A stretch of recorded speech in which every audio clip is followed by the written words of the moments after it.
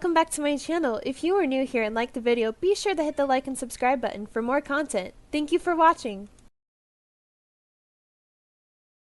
Finally got to continue the poly prank. It is kind of short, well, compared to my last couple of 30 to 40 minute videos. This is just a little something before I get back to You Were My Mother 2 series, where I plan to binge on editing, so the next couple of videos will be that, and might wrap up that series. That's going to be rough. I started this series 11 months ago. Can you believe it? Anyways, let's get to the game.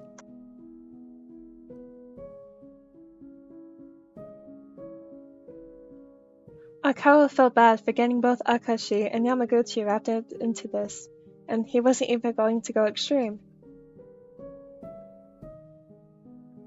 There is an explanation. All of his lovely boyfriends have been beyond stressed. They were just as him, third years. He was aware that Karasuno's exams were a little bit sooner than Abajosai's, so Daichi and Sugawara were crunching down on their studies. And, well, Iwazumi was naturally a study freak, so he was well ahead of any of them. Somehow, by some miracle, they were all able to set aside some time to meet up. All four of them, today. It was the moment he had been waiting for. He missed his lovers dearly. The brunette saw Iwazumi more often than his other two lovers, but that didn't change the fact that he didn't miss quality time. Even if this was a prank, he wouldn't stand for his time with his lovers to get messed up.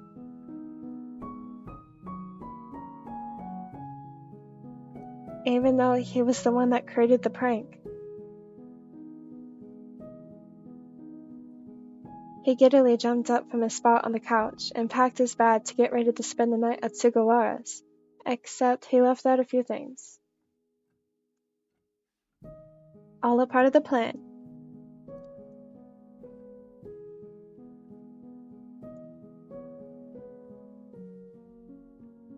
Okawa never once thought he would be in a long-distance relationship, and even then, he didn't know how hard it was. He was walking down the sidewalk with Hajime in hand when he saw a glimpse of Sugawara's silver hair and caught a whiff of coffee beans from Daichi. He never understood why he smelt like that, but never once questioned or complained. He pulled the shoulder as he sped up, crashing into the other two. He might have been crying, he wasn't sure. All he knew is that his time alone was no longer so lonely. Ko! Dai!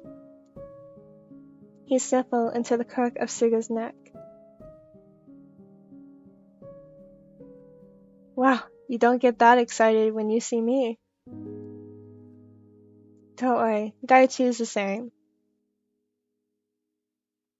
The two captives shouted "Hey" at the same time, making the group fall into a contagious fit of laughter. Come here, you. Daichi wrapped an arm around Iwazumi's neck and pulled him into a deep kiss, making the smaller flustered. You dumbass. The taller brunette held his hand to his chest and said, After I show my love, this is what I get in return? You wound me, Hajime. Iwazumi stuttered, trying to find the right words. The shoulder setter noticed and ran his fingers through the brown spiky locks. Don't worry, Haji, you know Daichi is just messing with you.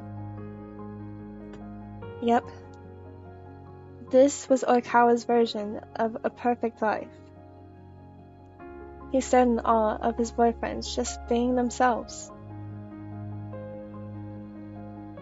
He treasured the moments, knowing once he went home, he would be alone. Toru? Are you okay? You spaced out. He wanted to laugh and tease them for being so adorable, but he remembered the prank. Sorry, I was just trying to remember something. Which is... I can't remember. You can't remember? That's hilarious. They made their way inside Sugawara's room and sat down on the floor to do homework and study, yet they found themselves huddled up, cuddling. Why is that so funny? Kawa, you looked at the study sheet one time for the spelling bee and won first place. Yeah, it's like you have a photographic memory. That is true. He had never been so grateful for that gift that he was born with.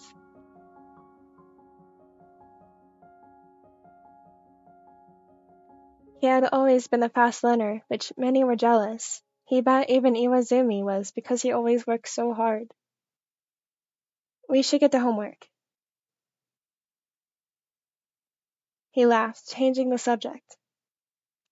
Sugawara raised an eyebrow, but got up regardless and went to his bag to get his materials. God, you can't get anything past him.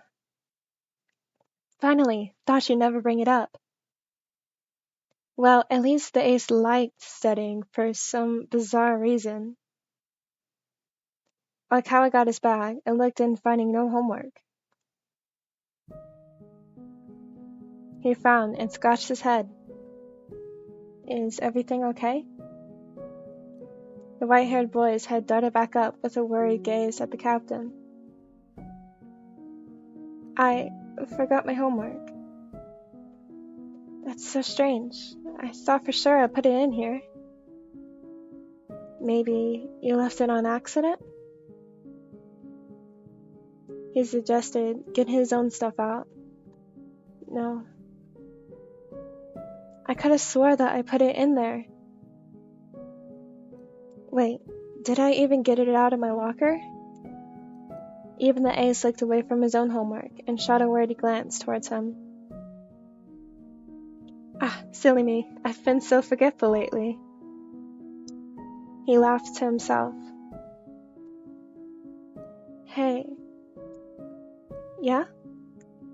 Oikawa turned towards his three lovers, all with their own signs of worry, with Oikawa acting completely oblivious to the situation. Never mind. The three hesitantly began working on their own homework and studying material while Oikawa laid on Daichi's lap, scrolling through social media. A couple of hours had passed before the captain of the Abadosai was shaken awake, and only realized then that he fell asleep. He whined, turning over, snuggling into the latter's waist, taking that sweet scent. God, is this what being hazed with vertigo can do? The effect Daichi had on him. Come on, love. You need to change your clothes at least. No, I don't. He whined in protest. Yes, now come on. He felt someone picking him up from the warm haven that was Daichi's lap and was replaced by a new warmth. Guessing from the careful but strong grip, it was Hajime. Can I borrow some clothes? Didn't you pack your own? He mumbled incoherent words, getting lost in his daisy dreams. Kawa, baby, wake up. I'm up. I find that hard to believe.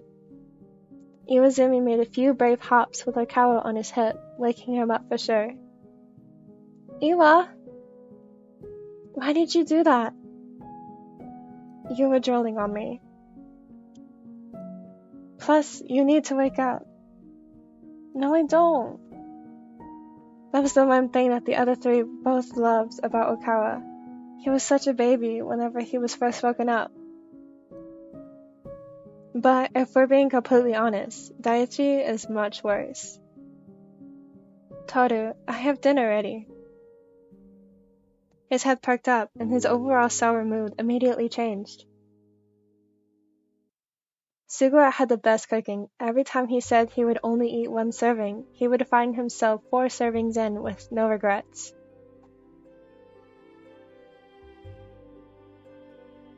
The 4 sat down at the table and began happily eating. So, about your clothes. Oikawa set his fork down, causing everyone else to follow. I forgot them. He knew that they would take this seriously, considering Oikawa would bring at least 2 pairs of spare clothing. The silence was so thick, it made the setter shuffle uncomfortably in his seat. Yeah, it's fine. I'll just steal one of yours. That's not the point, honey. What do you mean? Here it comes. Suga opened and closed his mouth multiple times, trying to find the right words, but in the end couldn't say anything. Look. Daichi stepped in. He was always so reliable.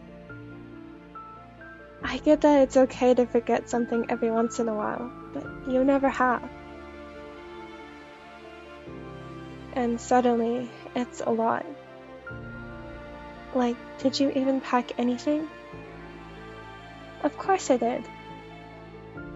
I just can't think of the top of my head. Tell me, Kawa, when is our test? For school? Iwazumi nodded, and Oikawa put a finger on his chin, pondering on the question. Monday. Daichi looked over at the ace, wondering what the answer was, considering they went to different schools. No, it's Friday. What happened all of a sudden for your memory to be this way? Well, there could be many factors. It could be something neurological, anemia, anxiety, pretty much anything. Oikawa laughed lightly at how serious they were taking this. It's not like he needed a prank to make them worried to see how much they cared for him to know, but it was still adorable how they reacted.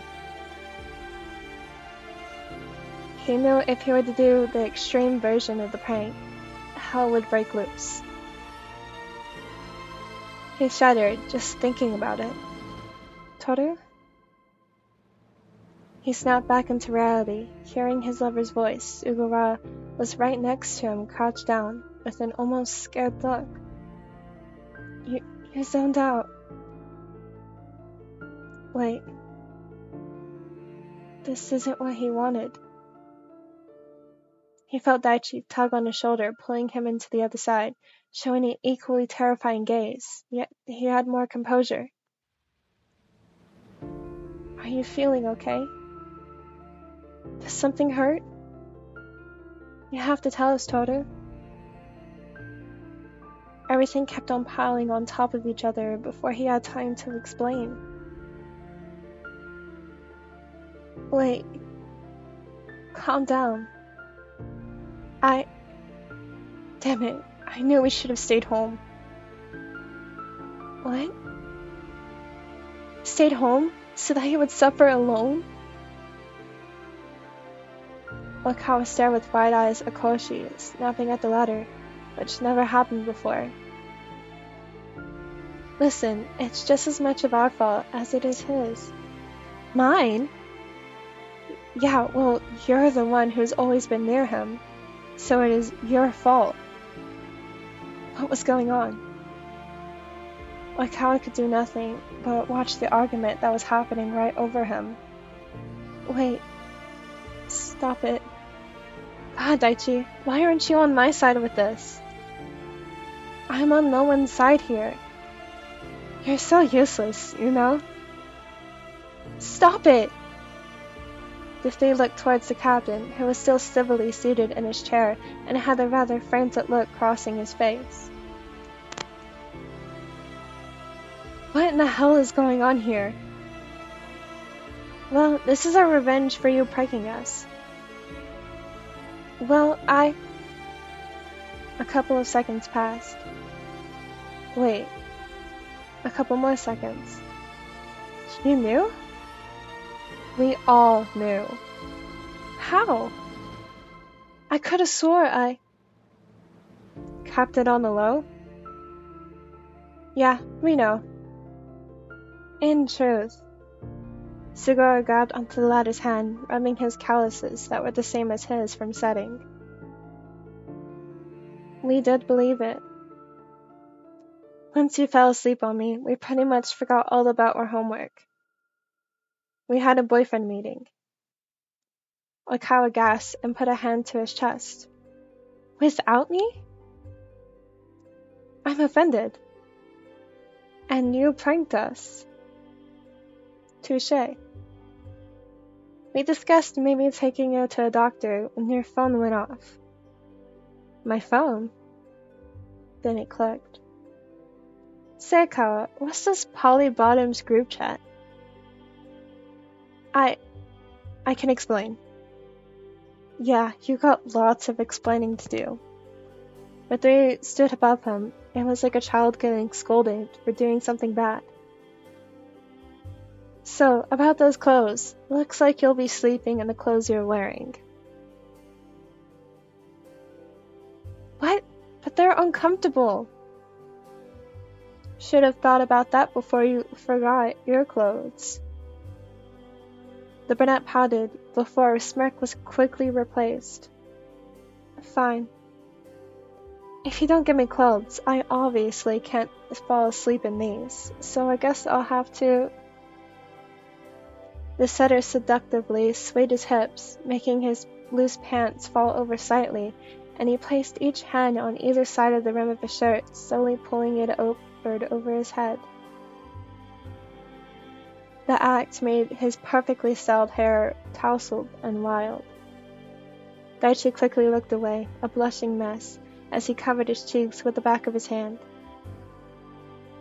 Iwazumi slapped his hand to his eyes, almost feeling like the sight was illegal to witness. But God, he was so gorgeous.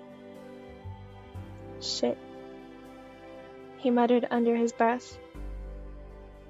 Sugora felt heat rush to his own cheeks, and even warm liquid ooze from his nose. Toru! Keep your clothes on! But these are so uncomfy! He whined, yet his body was telling a different story when he leaned against the wall and his pants slipped more, revealing the top of his boxers. The white-haired setter yelped, running into his bedroom, grabbing any possible clothing he could find before running back to Oikawa and throwing the pile of clothes at his face.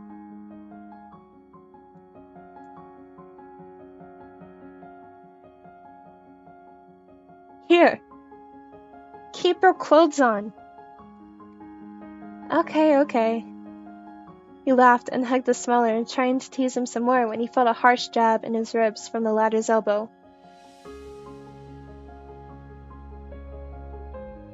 Oh, I'm so sorry, Toru. No, my fault.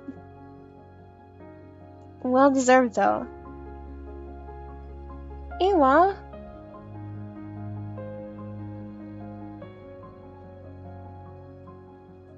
I'm not sure who lost on this one. I mean, Kawa got caught, and the others got front row seats to a strip show. Well, that's a way of putting it. I wanted my clothes. So, nope. Kashi. It's your turn now. I'm unfortunately well aware. Yes, that means the last ship of this prank will be Boku Aku Kuriken. And it's gone wrong. That itself might be 2 parts, I'm not sure yet, but it's gonna be angsty. Thank you for watching. As always, if you like to be kept up to date, check out any of my social medias. I hope that you all have a wonderful day or evening.